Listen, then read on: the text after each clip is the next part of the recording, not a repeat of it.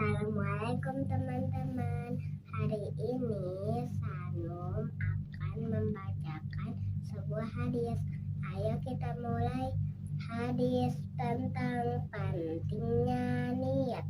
Innamal a'malu binniyati wa innamal likulli imri'in ma nawa.